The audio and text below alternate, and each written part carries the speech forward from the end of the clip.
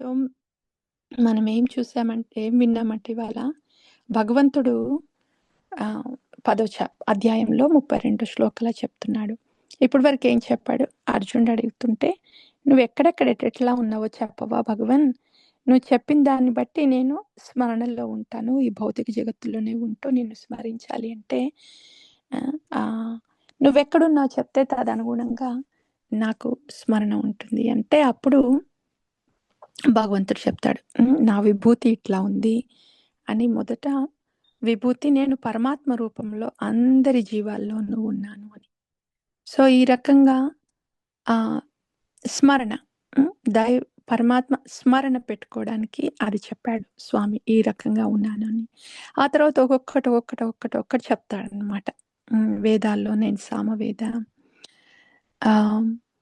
దైత్యాస్లో నేను ప్రహ్లాదని. అట్లా ఏ రకంగా స్వామి ఎవరిలో ఏ రకంగా ఉన్నాడు, దేనిలో ఏ రకంగా ఉన్నాడు అట్లా అని. ఇదంతా ఎందుకు చెప్తున్నాడంటే స్వామి సర్వం కృష్ణమయమే, కానీ ఏ రకంగా కృష్ణమయమని తెలుసుకుంటే మన కృష్ణ స్మరణ జరగడానికి అనమాట. ఇట్లా చెప్తూ భగవంతుడు ఏం చెప్తున్నాడు, మన సృష్టి, నేనే సృష్టి, నేనే ఈ సృష్టికి ఆది మధ్యం అంత్యం. ఏ రకంగా మహావిష్ణువు నుండి సృష్టి మొదలవుతుంది.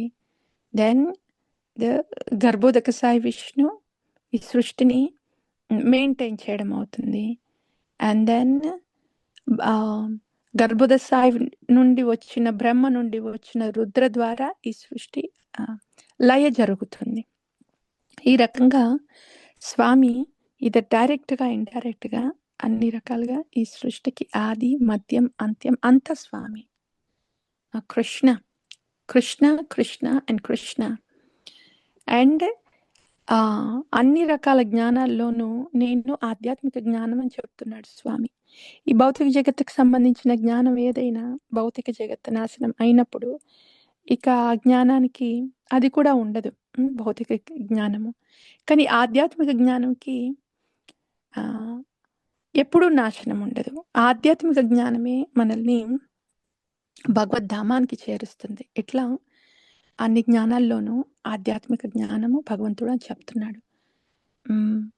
వాద, జల్ప, వితండ ఇవి రకరకాలుగా ఒక న్యాయశాస్త్రంలో ఉంటుంది. బట్ ఏ రకంగా మాట్లాడుకున్నప్పుడు పరమసత్యంకి కన్క్లూజన్కి వస్తారో ఆ రకమైన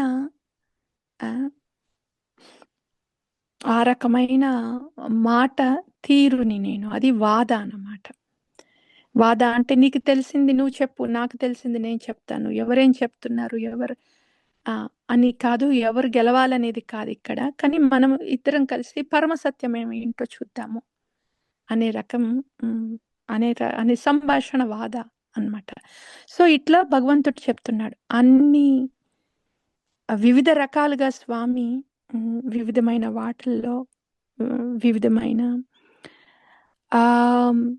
జంతువుల్లో, వేదాల్లో, సర్పాల్లో, పర్వతాల్లో ఇట్లా సర్వం వ్యాప్తిమయమై ఉన్నాడు భగవంతుడు అని తన విభూతిని చెప్తున్నాడు భగవంతుడు. అండ్ గురువాష్టకం విన్నాము.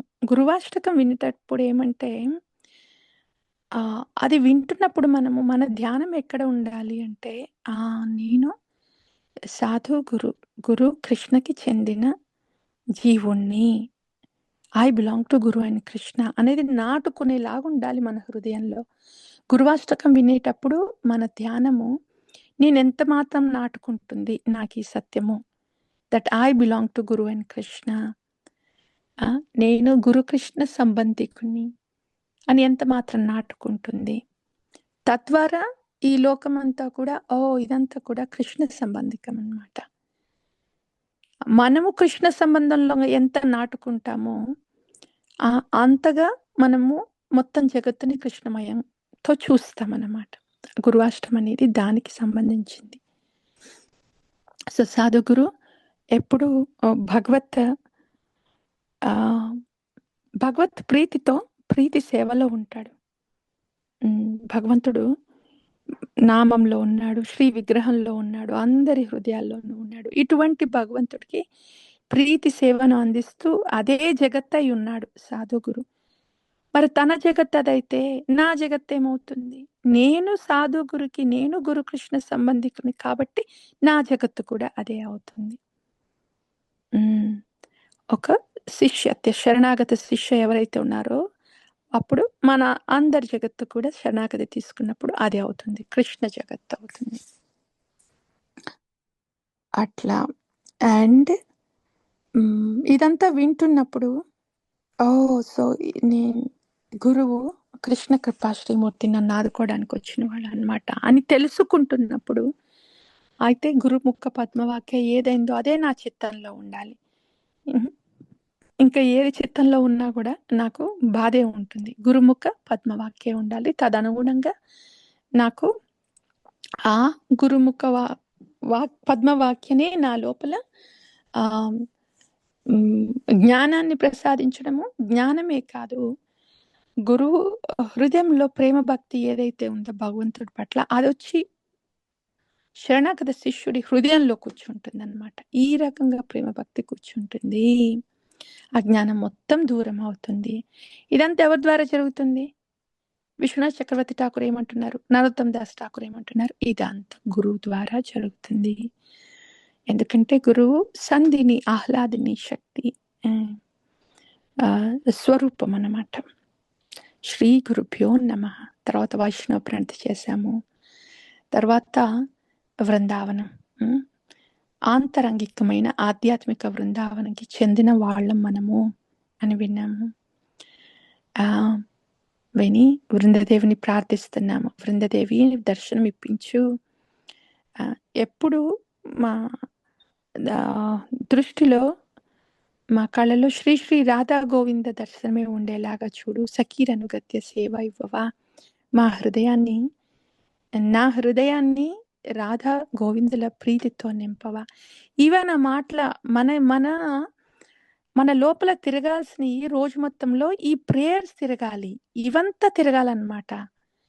మన బుర్రలో తిరగాల్సినవన్నీ ఇవన్నీ. అందుకనే పొద్దున్నే లేచి ఇవన్నీ ఎందుకు వింటున్నామంటే బుర్రలో తిరగాల్సినవి ఇవి కాబట్టి.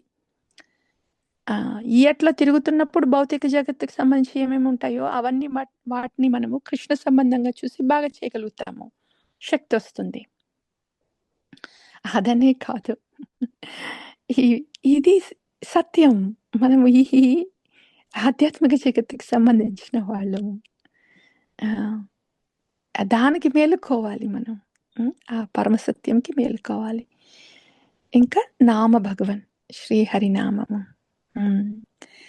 ఈ జగత్తులో భగవంతుడు చాలా రకాలుగా ఉన్నాడు, విభూతి. శ్రీ భక్తివినోద్ ఠాకూర్ అంటారు, 2 రకాలుగా భగవంతుడి దర్శనం ఇక్కడ బాగా అవుతుంది. ఒకటి శ్రీ హరినామము, ఇంకొకటి ఆచార్య భగవన్. ఎందుకంటే ఈ ఆచార్య భగవన్ సాధుగురే ఈ నామంలో భగవంతుడు ఉన్నాడు అని మనల్ని నామం దగ్గర తీసుకొచ్చి నామం చేపిస్తాడు. కాబట్టి నామంలోనే భగవద్ధామం ఉంది కాబట్టి, సో నామంలో భగవద్ధామం ఉంది. భగవంతుడు ఇక్కడే నామంలో ఉన్నాడు. భజతాం ప్రీతిపూర్వకం చేస్తే స్వామి దదామి బుద్ధియోగంతం ఇస్తాడు. సో హరినామం పట్ల, హరినామంని ఆశ్రయం తీసుకుంటున్నప్పుడు నామం పట్ల అత్యంత అనురాగం ఏర్పడుతుంది. నామం తీసుకోకపోతే హరే కృష్ణ కృష్ణ కృష్ణ హరే హరే, హరే రామ రామ రామ హరే హరే అనేది మనకి మెదలకపోతే, మన హృదయలో మెదలకపోతే చాలా నొప్పిగా అనిపిస్తుంది. అనురాగం ఏర్పడ్డప్పుడు అట్లా అనిపిస్తుంది అనమాట. స్వామి దూరం కావద్దు, స్వామిని ప్రీతికరమైన సేవ నాకు దూరం కావద్దు, నన్నెప్పుడు ఇట్లాగే ఉంచు నీ పాదాల చెంత. అయినంద తనుజ కింకరాం పతితాంబాం విషమే భవాంబుద కృపయా తవ పాద పంకజ స్థిత ధూళి సదృశం విచింతయ. నీ పాద పద్మాల దగ్గర ధూళిగా ఉంచవా భగవన్ శ్రీనాం ప్రభు నంద తనుజ కృష్ణ. హే ప్రాణనాథ. అప్పుడు నా దుఃఖం ఏదైతే ఉందో ఆ దుఃఖం అంతా ఎందుకు వస్తుంది? అహంకార అహంభావంతో ఉన్నాను కాబట్టి, తదనుగుణంగా ఆలోచిస్తున్నాను, వ్యవహరిస్తున్నాను కాబట్టి ఆ దుఃఖం అంతా. కానీ నువ్వు వచ్చి నా హృదయంలో కూర్చుంటే శ్రీనామ్ ప్రభు, దెన్ అహంకారం అంతా తొలుగుతుంది, మొత్తం కృష్ణమయం అవుతుంది. లోపల బయట సదా కృష్ణమయంలో ఉంటే దాని దుఃఖం అంతా దూరం అవుతుంది. సో దయచేసి నీ ప్రీతి సేవల్లో ఉంచవా నామ ప్రభు. Hare Krishna Krishna Krishna Hare Hare, Hare Rama Rama Rama Hare Hare. Whoever hears this Sri Sikshashtakam given by Sriman Chaitanya Mahaprabhu, their love and devotion for Krishna will increase day by day. ఎవరైతే శ్రీ శిక్షాష్టకం చైతన్య మహాప్రభు ద్వారా ఇవ్వబడిన శ్రీ శిక్షాష్టకం వింటారో, చెప్తారో, రోజు రోజుకి వాళ్ళ కృష్ణ భక్తి ప్రవర్ధమానం అవుతుంది. తారా మధ్య సర్వశ్రేష్ఠ నామ సంకీర్తన, నిరపరాధ నామాలైలే పాయే ప్రేమదానం, అతయేవ నామ మాత్ర వైష్ణవేర ధర్మ, నామే ప్రస్ఫుటిత హోయిలే రూపగుణ కర్మ.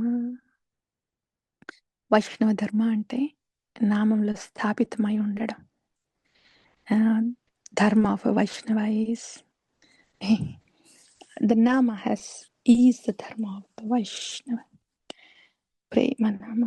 హరే కృష్ణ కృష్ణ కృష్ణ హరే హరే, హరే రామ రామ రామ హరే హరే, హరే కృష్ణ కృష్ణ కృష్ణ హరే హరే, హరే రామ రామ రామ హరే హరే, హరే కృష్ణ కృష్ణ కృష్ణ హరే హరే, హరే రామ రామ రామ హరే హరే. प्रेम से कहो श्री कृष्ण चैतन्य प्रभु नित्यानंदा, श्री अद्वैत गदाधर श्रीवासादि गौर भक्त वृंद की जय, श्री हरिनाम प्रभु की जय, श्री शिक्षाष्टकम की जय, आचार्य भगवान की जय.